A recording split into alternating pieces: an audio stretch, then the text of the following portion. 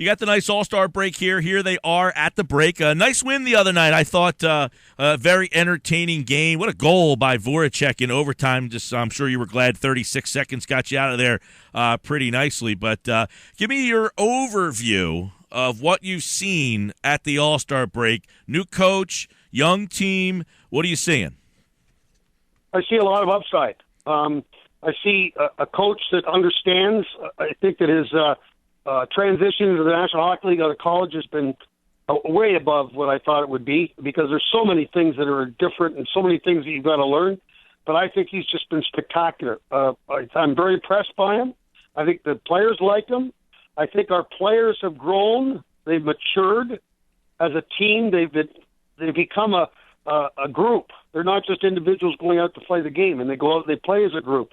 I think that game the other night against the Washington Capitals is a perfect example where they took a 2-0 lead against a Caps team that hadn't played for a week, so that they were going to come back. They did come back, but in years past, or even at the beginning of this year, this team would just kind of collapse and hang their heads when things went bad, and that didn't happen the other night. They ended up tying the hockey game and winning in the overtime. So I think that's all part of the maturity I see. I think that I'm excited about Shane Gostisbehere. I'm excited about Michael Dozado, the way he's played. I'm excited about Giroux, Simmons, and Voracek as a line. And if we can get everybody else in line as far as producing, this could be a lot of fun after the All-Star break. Yeah, they're 5 points back. The last couple of years it seemed like they were always kind of, treading water, trying to make that run. Do you like where they sit at the All-Star break? Have they exceeded, Coach, your expectations being just 5 points back? I think that they're probably exactly where I thought they would be, because I thought it was going to be a work in progress for the new coach. I'm kind of hanging my hat on the fact that every team that he had at North Dakota just got better and better and better until it was time to make the playoffs and proceed forward. So I've kind of hung my hat on that. I think that it was disappointing. They had an idea there was a 10-game gap or a 10-game run here prior to the All-Star break that they were really going good. It was 5-0-1. I was like, wow, this is great. We've got the Toronto Maple Leafs coming here tomorrow night. And don't you know that they stepped on their foot again against a team that's not even close to as good as they are. And that seemed like that was a big problem last year. And we can send people to the moon, but we can't figure out why this team can beat teams like the Washington Capitals. We can't beat the Toronto Maple Leafs.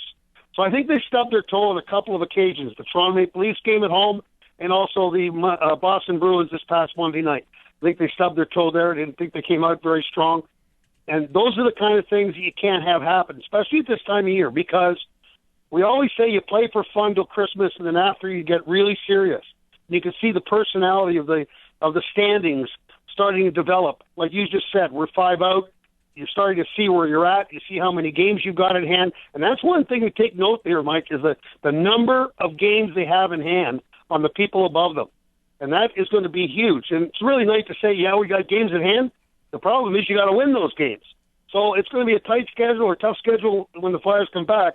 But I like the upside of what I see of the way this hockey club is played. Yeah, Montreal, Nashville, New York, Washington, the first 4 out of the gates. And that first one's at home Tuesday night here on 97.3 ESPN. So you're right, but you said they've been able to play well against some of the better teams. They beat the Islanders on that Saturday a couple of weeks ago. They beat Washington the other night. And then, of course, they've owned Pittsburgh, who's struggling this year, and then Pittsburgh goes and beats them.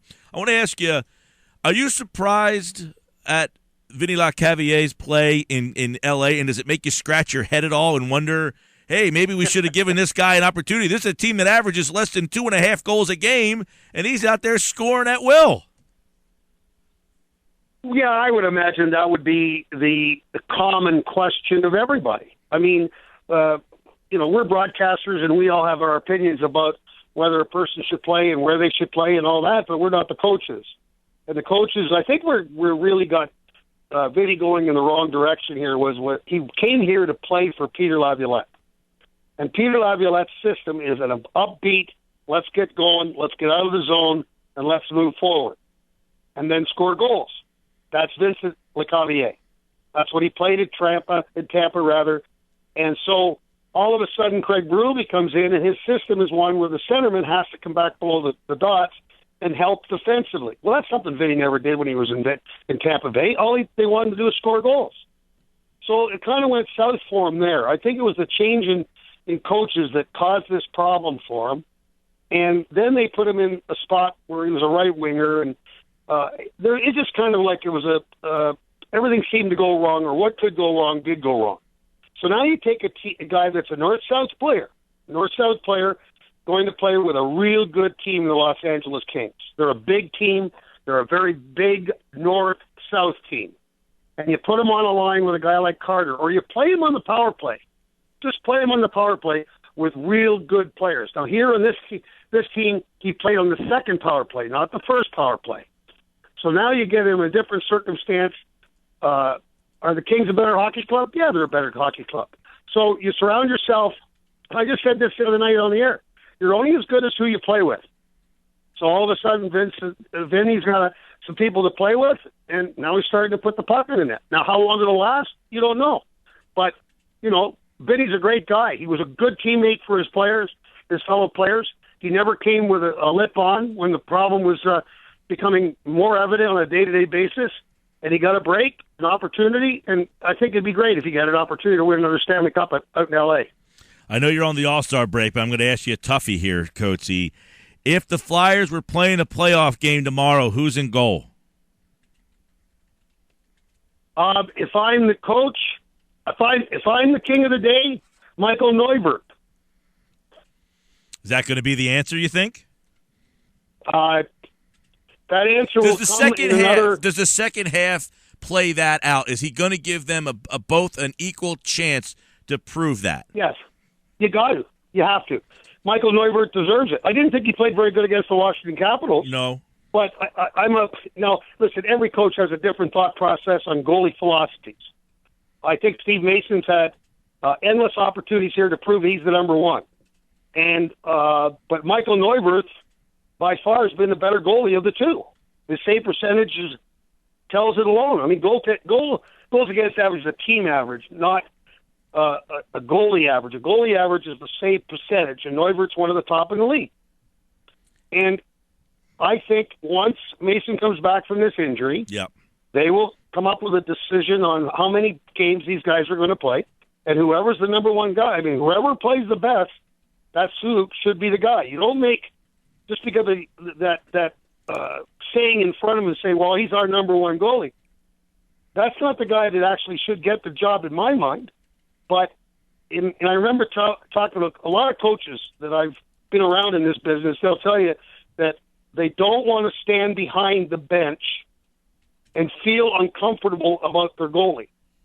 So I don't think that a guy like Dave Haxtell is going to feel any different. He wants the best possible guy in the net that this team's fortunate enough to make it to the playoffs. Steve Coates with us, the Flyers Radio Network, 97.3 ESPN. They'll be back on Tuesday night. We'll see what they got in the second half run here. The last couple second halves have been kind of entertaining. Last year was fun down the stretch, and then the last couple of games they kind of lost some traction there. But something's different about this team. And Coatsy, this team has the ability to make a move or so because of that LeCavier move. So we could see some additions here. Yeah, I think the one thing that everybody knows that they need the most is a qualified left winger, a guy that can put the puck in the net.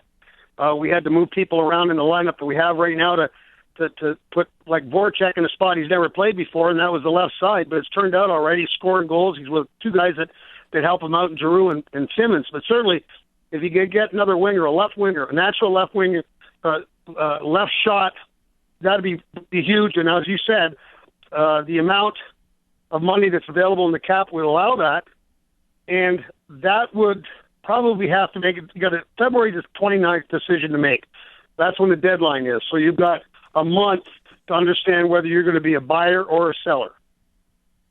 We'll see what Ronnie Hextall's done. He's done some great things as the head man here, and we'll see if he pulls some strings. Steve Coates and the guys will have the call Tuesday night, Montreal, Philadelphia, right here on 97.3 ESPN. All right, enjoy the All-Star break, pal. Michael, you too. Happy birthday to you. Thank you, sir. Take care.